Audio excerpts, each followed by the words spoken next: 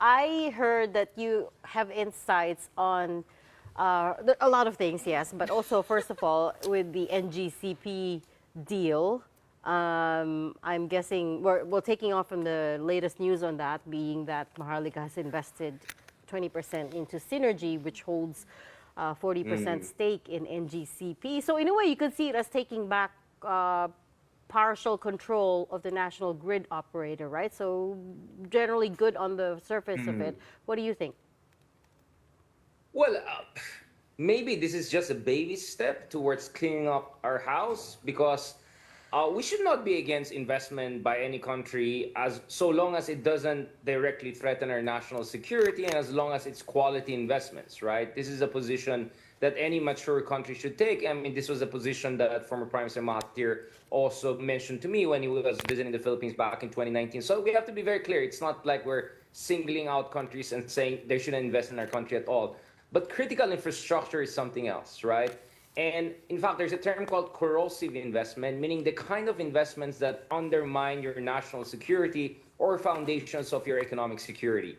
And the problem in the Philippines is that we have a very profound and problematic relationship with China when it comes to the South China Sea disputes. And yet, over the years, from one admin to the other, this is not just the Duterte administration, it goes all the way back, we have seen more and more investments by Chinese companies in critical infrastructure in the Philippines, or in the case of the NGCP, it's not even a private company, although China's system, there's no such thing as purely private. If the Communist Party says you have to do X, Y, and Z, you have to do X, Y, and Z. I mean, it's a country where top billionaires are forced into exile, right? So let's be clear. This is not a normal capitalist country. The Communist Party has a say on how big companies are run, especially if you're talking about state-owned or state-backed company, especially the Chinese company that is involved in NGCP. Now, the issue of national security when it comes to NGCP and critical infrastructure was raised back in the day, nung time na nagpapakonsulta pa sa akin si late Senator Miriam Defensor. This was raised by Senator Rizon Tiveros a few years ago. This was raised by Senator Rafi Tulfo a few years ago. So we're actually behind the curve. And the issue here is not ownership per se. I think the fundamental concern here is that who are the engineers from a technical standpoint who are running NGCP? So even if you dilute the ownership and make sure that Philippine share or the Filipinos who have a share in NGCP as much as possible are loyal to the Philippines, and you make sure that they don't have questionable intentions. The fact of the matter is that the problem here is more technical and engineering wise. From what I understand, when it comes to the technical aspect, it looks like it's 100% run by China. So what I want to see is how is this Maharlika Fund investment really going to help in terms of technical and in terms of national security needs that we have when it comes to this. And more than that, we also allowed back in the day during the Duterte administration for China Telecom-backed company in the Philippines to also have presence in the country. Huawei was pushing for nationwide presence and developing our public digital infrastructure. That is on the back burner right now, but nevertheless, during Duterte's time, for instance, you allowed the China Telecom-backed company to put satellite or communication systems within the AFP. So let's just be honest, we have been sloppy across different administrations. It's unfair to just single out the Duterte administration, and I think it's time to do some cleanup. And cleaning up is not just buying shares in these companies, but also looking from a technical aspect, whether there's no backdoor to sabotaging or undermining our national security. Now, this is not because China per se is nefarious. It's because, well, let's be honest, there could be war over Taiwan. There could be war in the West Philippines anytime soon. So what is the reason for China, for instance, not to leverage its tentacles of investments in our critical infrastructure? As any rational superpower, they will most likely do that. So we have to be careful and do more decisive steps. Nevertheless, this is a baby step in the right direction. Okay, Richard, can I play devil's advocate here and look at it from another point of view? Because if you're a foreign investor and you saw that someone still has 7 years to go in their 25 years congressional granted franchise, yes, into our critical infrastructure, but dumaan naman to sa butas ng karayom and pinayagan siya. Tapos babawiin with 7 years to go. Well, I'm not sure how gaano ka laki or liit yung butas ng karayom. Ayun na yun. Pero the point is that it passed through the committees, it went through, the committee, the Legislative Franchises Committee, and that was granted. And it has been 18 years. And as far as I know, and correct me if I'm wrong, I haven't really heard. I heard a lot of threats and paranoia, okay, about okay, gagamitin to para mag-spy sa atin. But there's been no actually concrete evidence or loophole that has been presented to the public, as far as I know, that shows na this is how you can do it, you know, with the grid. Well, Papatayan daw first of tayo all- ng kuryente. So far, hasn't happened, right? Right. I mean, I Well, understand first of that all, we were not gonna wait for that to Sean, happen. you're Yeah. exactly. You're not gonna wait for the disaster to happen I before you understand. figure things out. By that time, it's too late. And in fact, there is a deterrence effect, right? There's a chilling effect. If you know that your critical infrastructure might chokehold ang isang adversary, it makes you always think twice in picking a fight with that adversary, right? Or at least standing up to that adversary. We're in no position to pick a fight with another country, especially as big as China. But if you know that there's another country that has a chokehold on your critical infrastructure, that always has a kind of a chilling effect, right? So that in itself is already a national security threat. And obviously, as you devil's advocated your own devil's advocate, right? You're not gonna wait for disaster to happen. I mean, that's not what national security does. That's why you put paranoid people like me to do the national security analysis, or worse people than me inside the government, right? Now, the other thing is, of course, you're absolutely right. Hindi pwede bara-bara lang yan, right? You cannot just go there, okay, we're shutting this down, we're taking over. Yeah, if you go like that, then you're gonna be like Venezuela, Hugo Chavez, right? We're not a banana republic. So just like how Senator Lacson a while ago said something along the lines that kailangan natin i-update yung ating batas to deal with treason in peacetime, for instance, something we haven't done. I think we also have to create laws and procedures that allow us to clean up our critical infrastructure in ways that does not undermine the rule of law. So there has to be a rule of law around this cleanup process. It cannot just be bara-bara lang, you just come in and take out another country. And in that way, we can assure investors that it's not about the investment environment, but it's about national security. And speaking of national security and investment, you know, there's always a tension between the two, but whether it's in Australia blocking Huawei from investing there, whether it's the United States blocking investments from China and other countries there, the Europeans, among other things, it's not like it's the first time that we see a major democracy or a country on national security grounds making certain move on certain national security consideration. And of course, times have changed. When this NGCP thing happened was during the Arroyo administration, when we had fantastic relationship with China compared to today, and China had fantastic relationship with the United States. But so much has changed that other countries are radically reorienting their approach to investments in critical infrastructure. Actually, Japan also is another country that is looking at investments in their critical infrastructure, particularly from China. So we have to cope with the zeitgeist, but you're absolutely right. You have to also create a process to make sure there's a rule of law when we try to clean up the system. Hindi pwede bara-bara lang. Obviously, there are also critics who are gonna say, baka nagpapakit lang itong Maharlika Fund neto. Because to be honest, ngayon lang parang may side-side itong Maharlika Fund neto. Parang, ang tagal na itong Maharlika Fund. Ngayon ko na nakita, may ginawa pala siya. Alright? Aside from binibigyan ng sweldo, yung mga tao sa loob. So, some probably people will say, baka pakit lang ito ng Maharlika Fund. I won't be that cynical.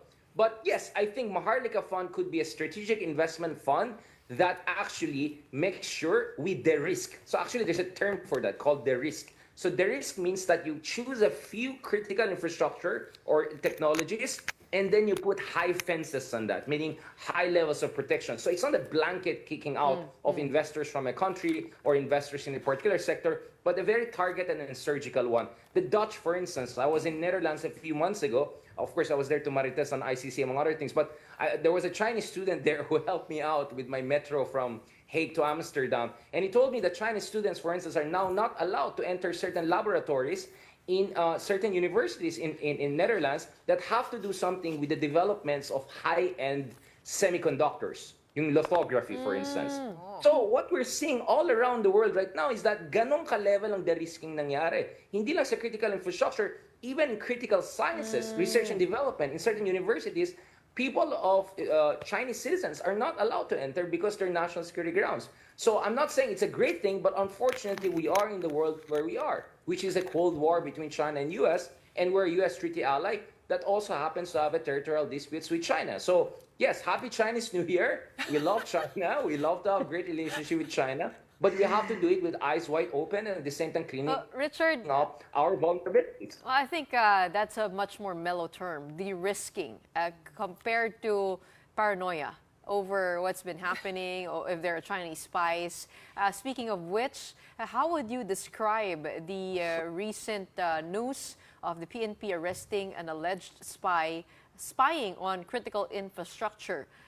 We had Teresita Angsi last night here on The Big Story, and she was saying that the NBI should have done its work to check the background of Teng Yen-sing, that he works for an international company that has set up their operations also in Taiwan, in other U.S. allied countries, and also taking a look at the equipment, the gadgets of Teng Yen-sing. I mean, what have you heard about all those operations? Do you think we're too paranoid here, or is it just right that we are de-risking from that possibility that we have those sleeper agents? Sleeper cells. Medyo iba yan. Daw. I think, Daw. honeypot yan. By the way, That's not alleged They do. sleeper cells. Alleged. We're not saying there are sleeper cells. Alleged sleeper cells. Right. Yeah, of course. I absolutely agree, Gretchen. I mean, what you need to make sure is walang overcorrection here. Because if you are paranoid, you do overcorrection. And when you do overcorrection, that's where things go wrong.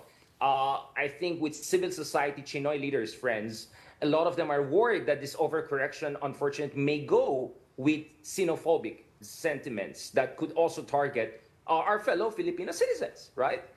So absolutely, we have to guard against overcorrection. In fact, the term "the risk" was essentially coined by the Biden administration a few years ago because they also realized you cannot decouple from China. China is just so important, such a fantastically technological advanced country. I was just installing yung latest Chinese AI wonder. DeepSeek. It's incredible. I mean, it's incredible. Sorry to ChatGPT and other friends. And they made it on the cheap. Now, assuming their numbers are true, but you know, this China is a country we cannot deny. Look at their cars, their EV cars. Look at what they're offering us. In the next coming years, China will be a technological superpower, not only a military superpower, not only a big economy. So, of course, we want to have best relationship with them. So having xenophobic paranoia is against our democratic principles, but also against our national interest. So that's why it's very important. There is due diligence. That, you know, you don't have an AFP coming in and saying, okay, we'll do our research. You have to make sure there's a background research information. You're dotting all the T's and I's. So yun ang kailangan natin gawin. Having said that, we have been warning. Back in 2018-19, I was already writing about, and by the way, that was also inspired by interventions by then Senator Lacson, among others. Now, there are suspicions that there is some infiltration of some of the pogos, that the location of pogos next to Camp Crame, Camp Aguinaldo, all of our important military bases should naturally raise our eyebrows. But unfortunately, under the Duterte administration, kasi walang ginawa eh. Because there was an interest. I don't know, self-interest or an interest involved there. So siguro, Gerson, the problem kasi here is dahil we're cleaning up also for 6 years of neglect, if not recklessness, during the Duterte administration, when they allowed hundreds of thousands of folks to come in for pogos and tourism, and there was not proper check and proper follow-through. Ang worry ko naman is mag-overshoot naman tayo at mag-overcorrect tayo. Kaya nga, exactly as Sean was saying, if we're going to deal with any threats like that, we have to do it in a systematic way, in a procedural way that goes in tandem with our constitution. So sana yung mga legislators natin, hindi lang busy doon sa, hindi na ako mag-blind item. Blind item, hindi blank item. Blind item. Sana hindi lang Blank busy item. sa election budget. Name names. Dito mga importanteng bagay na to, di ba? Matatroll na Oh naman no! si Richard. Oh no! Oh, I thought you were gonna. I thought you were I gonna thought drop you a were gonna bomb. name names. I'm like No. blind item. Although, okay, I'll drop a bomb maybe, but I was told by some people, again, baka ma-burn na naman tayo na, there's still a chance daw na may super 11th hour, like how you invite me like 1 minute before the show. Okay. Baka daw, the 1/3 will be produced in the Congress. But I think there's no illusion that you will get the vote in the Senate under this Congress. So the idea is that you get it up to Senate, start the trial of impeachment, and then hope you get a better Congress after the election. So it looks like yung operating principle of people who want impeachment to happen. In fact, there's going to be a prayer rally in the next 48 hours or so, right? In that regard. So that's what I'm hearing from people inside the Congress. But this is the Philippines, busy talaga mga politiko natin kasi andyan na yung elections. I hope they also pay attention to national security. Ang tagal na natin sinasabi, wait. itong mga problema na ito. And that's going to work, you think? This new strategy, one-third in Congress? Well, you have to get the ball rolling, right? Because ang sense ko dito is, if the Congress doesn't push this up to the Senate, wala na, tapos na impeachment. Remember, di ba, meron pang if hindi ito usad, you cannot file another impeachment against her until next year pa. By that time, who cares? It's 2028 elections. And if Sara is still #1 in the surveys, which is not going to be impossible or close to Rafi Tulfo at #1, you're not going to get anyone on your side. So this is it. It's all or nothing. And more or less, we have 48 hours or so to see whether there'll be a last-minute push to push it up to the Senate. At least if you look at the statements by Senator Jesus Codera, it looks like they're looking at creating the infrastructure. Di ba may gag order siya? Now, senators should not make any comment on this, which obviously Senator Robin Hood Padilla seems to have different ideas about that. But it looks like the Senate is preparing for that possibility that they may also have to assume senator judge, meaning a trial procedures. And as you may know, the procedure itself will also depend on the discretion of the Senate leadership and the senators. Correct. Is it going to be confidentiality? How is it going to be done? Yung timing, dahil may tumatakbo sa re-election. So it really all goes down to the war right now in terms of whether the Congress is going to roll the dice. Because if they don't roll the dice right now, it's over. It's now or never. And it's not only now or never, as Sara Duterte said, wala nang balikan to. Lines have been crossed, right? So if they're gonna come back, some people are gonna, pay a price. Ayun nga kasi Richard, some people are saying no, na nabigyan talaga to ng napakaraming attention, napakaraming airtime kumbaga sa mga podcast dito sa traditional media, both you and I, all of us, no? Pero they're saying there's no such thing as bad publicity and we could be helping the 2028 bid of Sara Duterte, which she already said that she's thinking about 2028 now. It's back on the table. Well, at least she's more transparent now because kasi nagpapakipot na siya, di ba? I'm not sure, baka oo, baka hindi. But let's not forget, one thing has changed over the past year or so. Sara Duterte's have collapsed. I mean, look at the SWS net satisfaction rating. She's only at +21. So even if she's gonna run, which is not impossible, even if she may still remain as a front runner, she's no longer the outsized favorite, right? And she's no longer as invincible as she seemed to be. In fact, my suspicion is if ever hindi aakyat ito sa Senate, meaning magpo-fold ang Congress leadership at the 11th hour, it is because some people think they can adopt what I call a containment strategy. The idea there is, sasampahan natin ng maraming kaso itong mga Dutertes na to until mag-hemorrhage to ng mga popularity, until maging politically irrelevant sila. So even if we don't impeach them or put them in jail, we're gonna so politically marginalize them that they go back essentially to political stone age, which is before 2016 when they were not a national force.